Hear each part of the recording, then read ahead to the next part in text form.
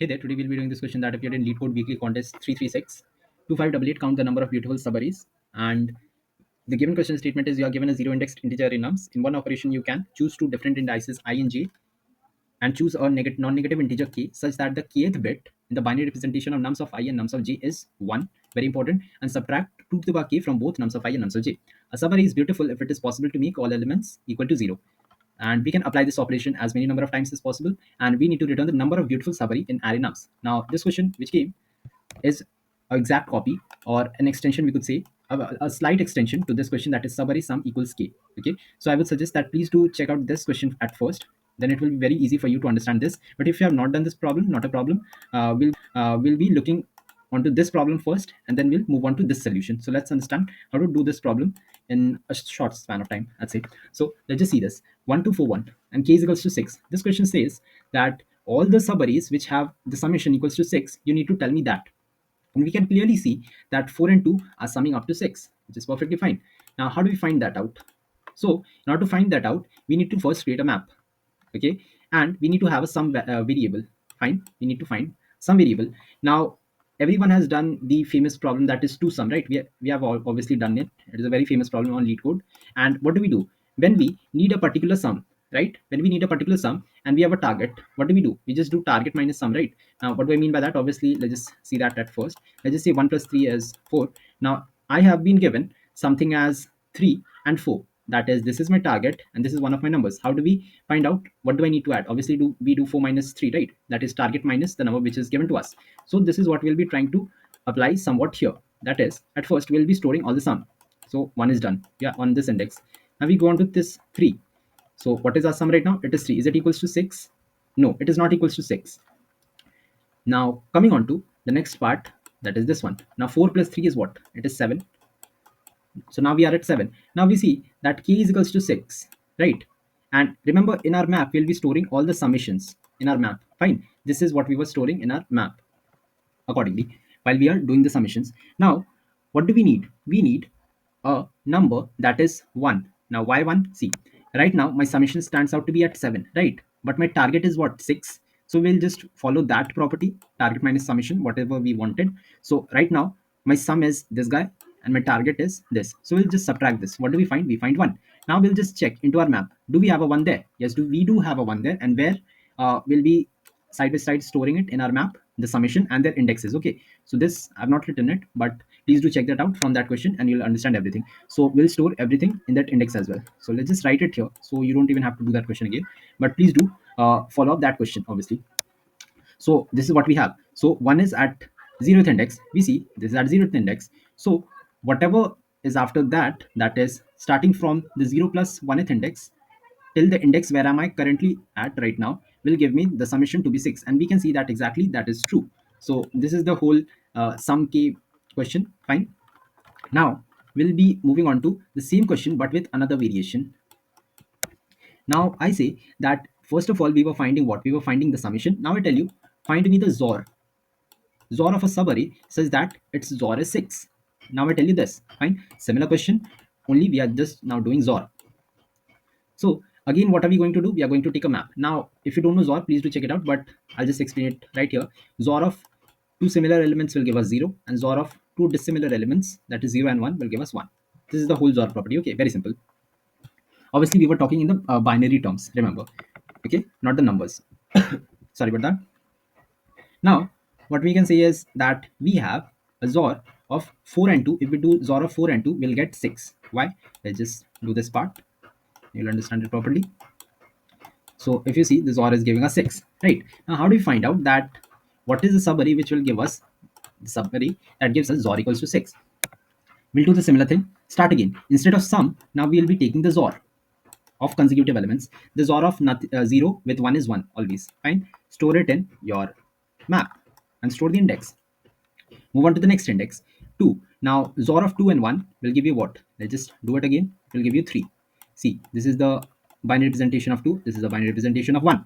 So this gives you 3, right? Now how do we write it in binary? We write nothing but 1 and 1. This is the binary representation of 3. Fine. So now let's move on to the next part. We see that it's 3. Now is it equals to 6? Obviously not. So we move on. What did we get at index 1? The XOR as 3. Now we come on to this part. This is where you start understanding how do we get that something. Now here we find that right now what is my XOR? It is 3. So let's just write the binary representation. What is the current element? That is 4. We need to do a XOR with 4, right? So let's just XOR it. What are we getting? We are getting a value 7. So this is the binary representation of 7 right here. But we need what? 1. In summation, what were we doing? We were saying that we'll just subtract it, right? 7 minus 6. But what do we do in XOR? So in XOR, we just simply do the value that is 7, whatever we have gotten right here, and do a XOR with key, whatever I want. That is 111. And what is the binary representation of 6? So the binary representation of 6 is nothing but this guy. This is 6. So this part is totally done. Now what are we going to do? At the summation one, we were just simply subtracting and we were getting an answer, right? Here, we will take both of these numbers. Instead of subtracting, we'll do a XOR, right? Now, when you do a XOR, you'll see 1, 1, this gets cancelled, and whatever we are left with is 1, because dissimilar elements gives us 1 and similar ones give us 0, right? So we have gotten a value 1. Now, you must have gotten it. Yes, we'll just check it in our map. Is this value present in my map? It is indeed present in my map. At what index? At the 0th index. So I know if it is present in my map, coming from the next index till my current index, whatever is the value, it will give me a subarray which will XOR up to 6, similar to whatever we did it in this question, that is subarray sum equals k. Instead of summation, we are just doing XOR. Fine. So this is the whole XOR thing. Now remember, for this question, I just showed you that I'm doing this operation of whatever my XOR is with key at this index, right? But we need to do it for every index. Fine. Just for explanation purpose, I did it for only one index so that it is much easier to explain you. Now coming on to our actual question, that is this question: count the number of beautiful subarrays. Now if you see and if you actually check out the whole question, it is nothing but XOR equals k. You have to find out the subarrays whose XOR is equals to k. That is what the whole question is. If you just try to figure it out. Now how do we figure it out? That is the best question. Now let's just take on to that. Now they have said that you are allowed to choose two indices, and after that subtract 2 to the power k and some bit, right? Now how do we understand that this is the question which is subarray equals XOR? How do I understand it? Let's just take this example 312. Now let's just write its binary representation of 3, binary representation of 2, 1, and binary representation of 2. Now you see one thing: there is 1 1, there is 1 1, there is even number of what ones here, even number of 1 here also, and this guy or this total subarray is actually a beautiful subarray. Why? Because we can take and we can subtract some bit and we'll actually get our answer. Why so? Let's just see. If we take 2, that is this bit, this is representing 2, this is representing 1, right? So if we take this guy, what do we have? If we subtract 2 from both of them, what will happen? This bit and this will be bit will become what? 0.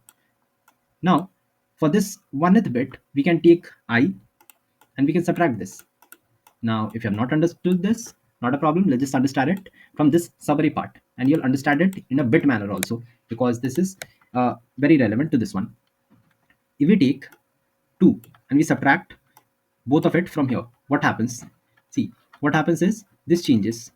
Let's just rewrite this and let's just follow up it once. We have 3. This is the binary representation of 3. This is the binary representation of 2. This is the binary representation of 1. Let's just write the numbers as well here. 3, this is 2, and this is 1. If we subtract 2 from here, what will happen? Subtract 2 from here, what happens? This becomes 1, this becomes 0.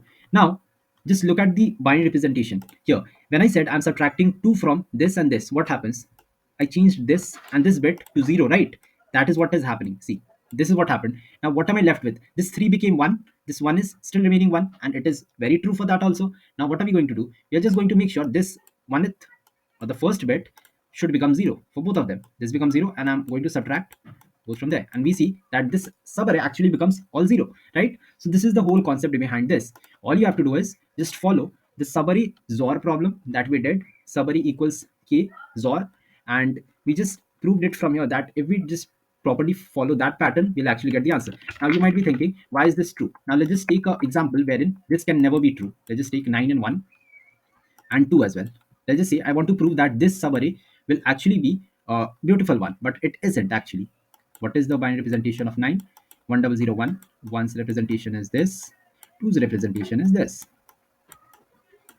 Now as I said previously, the number of ones should be even. This is perfectly fine. I can choose this number as my I and this number as j, and I will say I will subtract 1 from both of them. Then this becomes 0, which will be perfectly fine, right? I can do this part perfectly fine.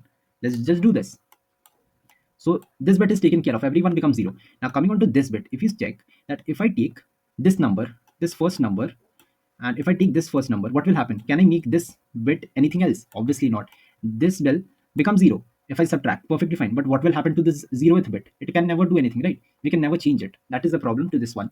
So if there are odd number of ones in some bit, we can never actually change that bit. This is pretty evident. Now, if you just take it from the example that is given right here, that is, I want to change 9 and 1 to 0. Can I do it ever? Obviously not. If I'm just taking the kth bit, that means this is my 9 and 1 written in binary form. What is this bit? This is the 0th bit, 1 bit, 2, 3. Fine. I'm saying that I will change the 0th bit to 0. What happens? 2 to the power 0 is what? 1. That means I'm subtracting 1 from both of them. This becomes 0. This will become 8. So this is changed to 0 and this is changed to 0. Now you see that this is the binary representation of actual 8 and this is the binary representation of actual 0. Now this has already become 0. Can I do anything more? Obviously not. You cannot do anything more. Now you must be thinking that I'll just take 2 and 8. But if you see carefully, 8 is very large and 2 is very small. Even if you try to take all the bits, it will never be possible, right? So that is how we can actually prove that it is never possible to do it in odd number of bits. Fine. So let's just come on to the code part now. And we'll see that the code part is very small. It is not that long. All we have done is just followed the problem subarray XOR equals k. Fine. So at first I've just initialized the answer to long as we need to return in long. After that I've taken a value n is equals to 0, initialized a map. After that we go on in our nums array and we try to take out XOR at every point and we see if that XOR is present in my map. What do? We just make sure that we add the number of occurrences into it. Otherwise we just add that number or XOR into my map. Now you must be thinking that it is pretty confusing. Now let's just dry run this once more and you'll be understanding this properly. So 1, 2, 3, and 4. At first, what are we doing? We're just making sure that, let's just create a map also. We're just XORing everything. So 1 is there. At first, we XOR. N XOR nums of 5. So at first, we XOR 1. What is the value? 1. Do we have a 1 in our map? No. Let's just put it then. Let's move on to the next part. So this 1 XOR 2 is 3. The value, if you XOR it. So we'll see, is 3 present in my map? It is not present. Let's just move ahead by putting it into our map. Now 3 XOR 3, when you find out, it will come out to be 0. When you do a 3 XOR 3, it will come out to be 0. And we see, is 0 present in my map? Obviously, it is not present in my map, but there is a catch to it. All the elements can become 0, right? Now, why can it become 0? Let's just see once more. So once, this is the binary representation of 1, this is 2, and this is 3. If we see, there are even number of what? Bits, right? There are even number of bits. And what did we learn? That even number of bits can actually change it into 0 by some subtraction. Okay, whatever be it. But 0 is not present in my map. So that is why at first this MP of 0 is equals to 1. This had been put. Fine. For this reason only. Because if by any chance, if I run into a 0 right now, 0 is not present in my map any time before. But now I just encountered it. So that is why I've initialized a 0 with 1 at first only in my map. So there is a 0 also present in my map. So the 0's frequency is what? 1. So 0 is occurring one time. 1 has occurred one time. Mind you, the XOR has occurred one time. This. So that is what we are doing. We're just adding it, whatever the frequency of that 0 is, into our 1. And we are just increasing the number of XORs that I've found up until now. And we just return answer at the end of the day. And this is the whole code explanation. And if you want the code, it will be linked in the description as well. Please do check out this question, that is subarray sum equals k, and then come on to this question. I'll again repeat. Otherwise, you can just follow this video as well, not a problem. But please do check out this thoroughly. Okay. And if you still have any doubt, you can ask me in the comment section as well. And yeah, that is it.